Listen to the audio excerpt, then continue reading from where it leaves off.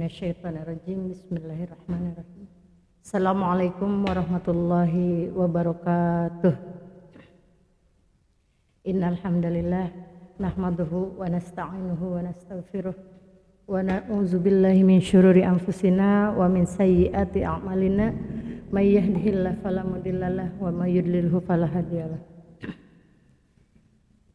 A'udzu billahi minasyaitonirrajim. Bismillahirrahmanirrahim. Ya ayyuhallazina amanu kutiba alaikumusiyam kama kutiba alal ladzina min qablikum la'allakum tattaqun. Allahumma shalli ala sayyidina Muhammad wa ala ali sayyidina Muhammad sholatan tunjina biha min jami'il ahwali wal afat wa taqdilana biha jami'al hajat wa tutahhiruna biha min jami'is sayyi'at wa tarfa'una biha indaka a'la darajat wa tuballighuna biha aqsal ghayat min jami'il khairati fil hayati wa ba'dal mamat. Hadirin kaum muslimin rahimakumullah.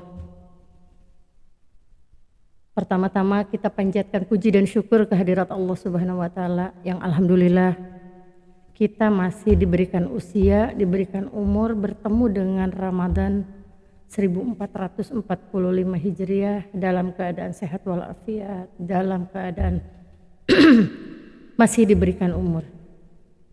Tak lupa salawat serta salam semoga selalu tercurahkan kepada junjungan kita Habibana wa Nabiyana Muhammad sallallahu alaihi wasallam. Hadirin kaum muslimin rahimakumullah. Seperti kita ketahui, Ramadan bulan yang penuh dengan rahmat, penuh dengan ampunan, penuh dengan taufik dan hidayah dari Allah Subhanahu wa taala. Begitu cerdasnya kita kalau kita bisa memanfaatkan bulan Ramadan dengan berbagai macam ibadah, baik ibadah wajib, baik ibadah sunnah. Alasannya adalah bahwa di bulan Ramadan setiap amal yang kita lakukan itu akan dilipat gandakan pahala oleh Allah Subhanahu wa taala. 7 kali lipat, 70 kali lipat, 700 kali lipat, 7.000 kali lipat. Wallahu alam, kita tidak tahu amal mana yang Allah terima, amal mana yang Allah lipat gandakan. Karena tidak berartilah sebuah perbuatan, satu perbuatan atau beberapa perbuatan ketika kita tidak memakai ilmunya. Man arada dunya fa alaihi bi ilmihi wa man arada al-akhirah fa alaihi bi ilmihi wa man aradahuma fa alaihi bi ilmihi. Jadi kebutuhan kita akan dunia harus pakai ilmu, kebutuhan kita akan akhirat harus pakai ilmu, dan kebutuhan kedua-duanya tetap harus memakai ilmunya.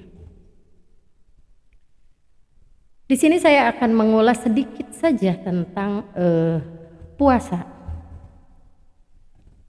Dan spesifik yang akan saya ulas sedikit adalah bagaimana puasa kita menjadi batal atau tidak diterima oleh Allah Subhanahu wa taala. Kenapa harus diketahui? Tetap seperti tadi keterangannya bahwa puasa kita diterima oleh Allah kalau kita tahu ilmunya. Karena kita harus tahu mana hal yang membatalkan puasa, mana yang tidak membatalkan puasa. Terkadang hal kecil yang selalu kita lakukan, kita tidak tahu bahwa itu membatalkan puasa kita. Baik, pada kesempatan ini saya hanya sedikit memaparkan tentang batalnya puasa. Yang pertama adalah makan dan minum. Makan dan minum secara disengaja. Arti dari puasa saja adalah menahan. Salah satunya adalah menahan hawa nafsu daripada makan dan minum. Padahal puasa tidak hanya semata menahan makan dan minum. Tetapi ketika puasa kalau kita makan dan minum, gugurlah puasanya. Tidak diterimalah puasanya. Batallah puasanya. Makan dan minum yang disengaja. Apakah ada makan dan minum yang tidak disengaja? Ada. Karena Allah memberi makan dan minum kepada kita ketika kita sedang lupa, maka itu adalah rezeki bagi kita dan tidak batal puasa. Yang membatalkan puasa adalah menyengajakan diri untuk makan dan minum. Kalau tidak disengaja tidak apa-apa. Berenang, air minumnya tertelan, usahakan tidak usah berenang saja.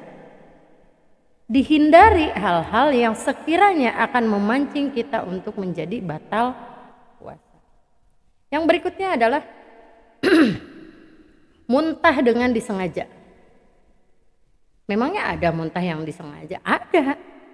Ketika kita mual tetapi tidak bisa keluar muntahnya, maka kita colok kerongkongan kita. Kita rogoh kerongkongan kita sehingga keluarlah muntah. Perasaannya akan jadi lebih fit, lebih plong karena tidak menahan beban muntah. Itu yang dibatalkan dalam puasa, yang membatalkan puasa.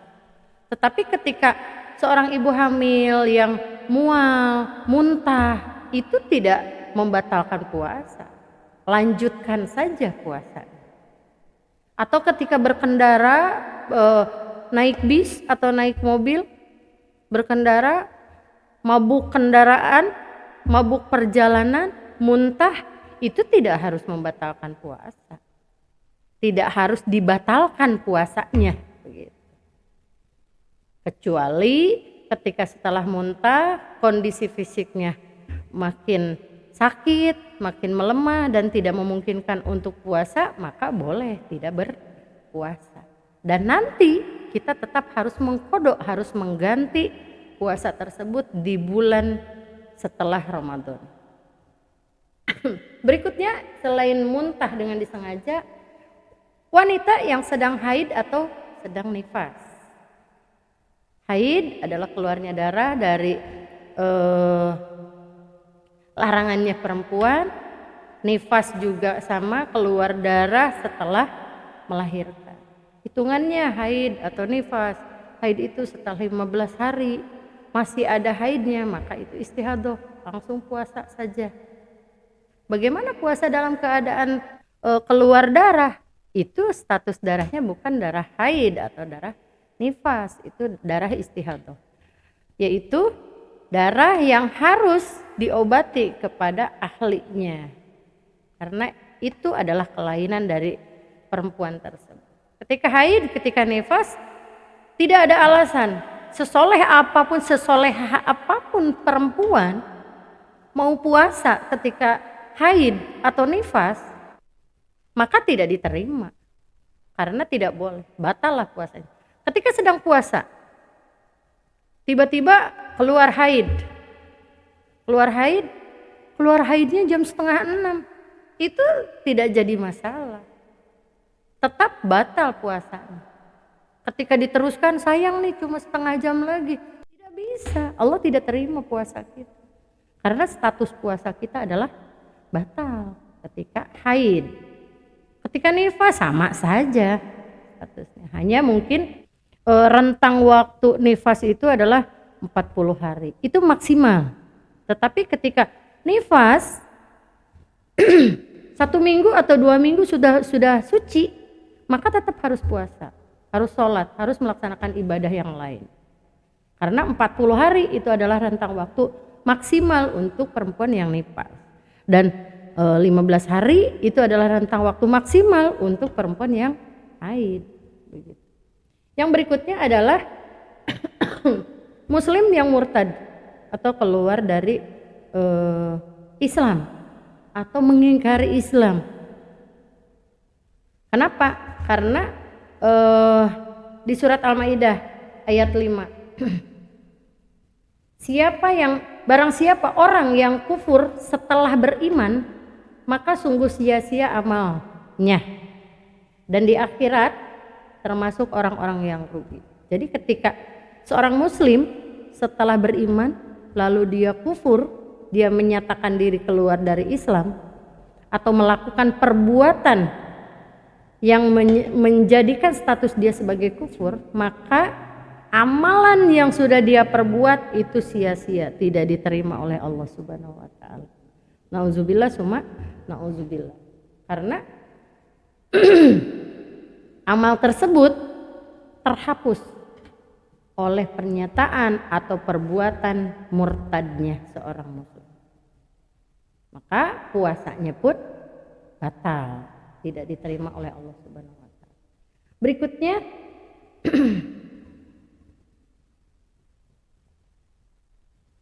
setelah murtad adalah orang Islam yang sedang berpuasa tetapi gila atau hilang akalnya ketika puasa. Maka batal puasanya ketika dia gila. Harus mengganti kodok nanti di bulan selain Ramadan. Kapan menggantinya? Ketika dia sudah pulih akal pikirannya, sudah tidak gila lagi, maka dia harus mengganti puasa di bulan selain Ramadan.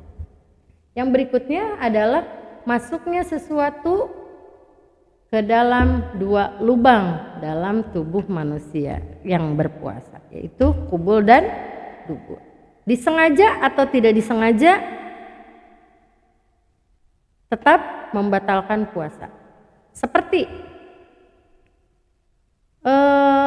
orang Islam yang berpuasa berobat ke dokter, obatnya itu harus dimasukkan ke dalam duburnya.